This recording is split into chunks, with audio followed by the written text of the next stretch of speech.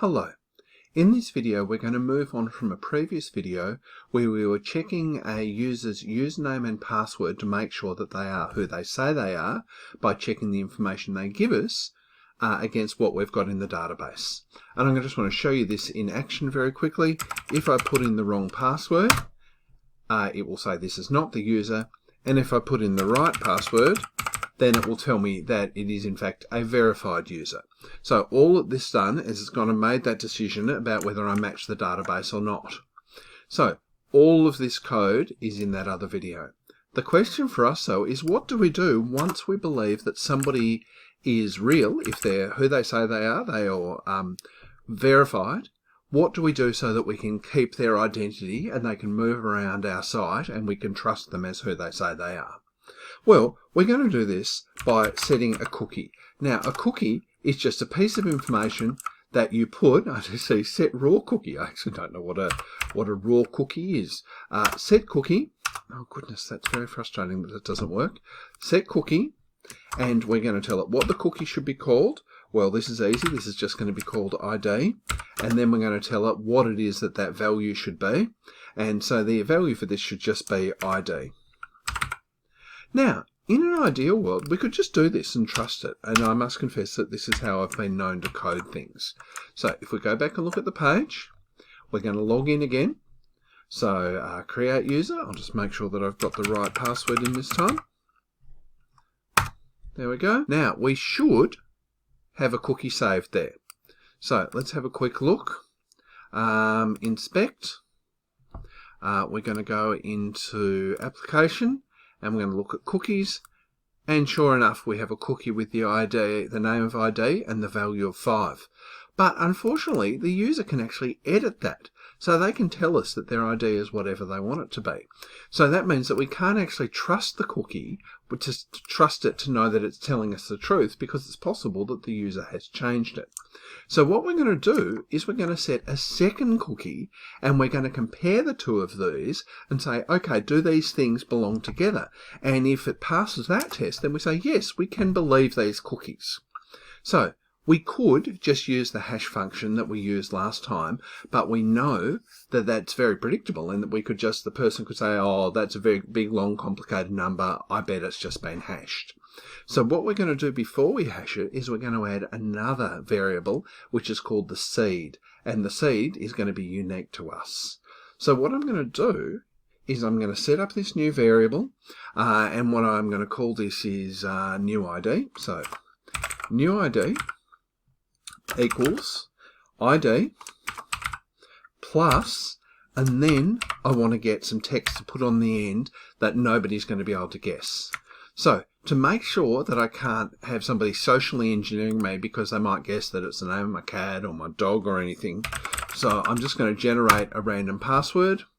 This site's pretty good for that. There we go, password generator.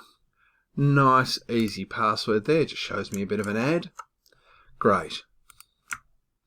So that's my new ID. Well, that's just great. Well, now what I want to do is I want to have my cookie saved, and I'm going to have that as I'm going to transform new ID again. So actually, you know what, I'm not going to call it new ID, I'm going to call it companion. And this is going to be the hash thing. So let's see, there it is. Okay, so I hash it by going up here. There you go. Okay, so companion, so this is what I'm going to store in the other cookie, is the hashed value of new ID. Remember, new ID is the ID with that extra mystery element added on. New ID, and then password default. Fantastic. So that's done, and then I'm going to save that. So set cookie, there we go. And, well, what's the value of this going to be? It's going to be companion. Now, I could call this pretty much anything, but I'm going to call it companion because that makes sense to me. Companion, and, well, what's that going to be? Well, it's going to be this value here, companion. And again, my autocomplete did not work. companion. There we go. Now let's just have a look at this. So just checking, I've got my ID, I've got my new ID, my companion is going to equal that hashed. Yep, that's absolutely fine. And then I'm going to save a cookie with that value. Okay, well, I guess the question now is, does all of this work? Well, I guess there's only one way to find out. So I go back to my page. I am going to put in the correct password yet again. There we go. And now I'm going to inspect my page. Have a look in here and see if I've got two cookies. Well, I have. Excellent. One of them is called ID and is 5, and that's fine. And the other one is called companion. I could make that a little bit wider. There you go. It's called companion, and it's got that nice long value in there. So I've got one simple number and one very complicated number, and they're saved in separate cookies. So that's all well and good. Now the question is, how do we actually use that to test whether this is the user that we think it is? Well, let's go to a page here that I've set up called check. Okay, let's get the value of those cookies and let's do some validation and check if those pieces of information tell us that they're both true and that we can in fact trust these cookies about the identity of this user. I'm going to get a variable here and it's going to be called ID from cookie. So this is what the cookie is telling us the ID is, and so that's of course going to come from the cookie. There it is. And it's going to be the value that's stored in there as ID. Okay, no great surprises there. And then we're going to get this thing here, which is companion from cookie, and this is what the other cookie says. And so that under there, oops, I'm doing that wrong. I should just let it do the typing for me at this point.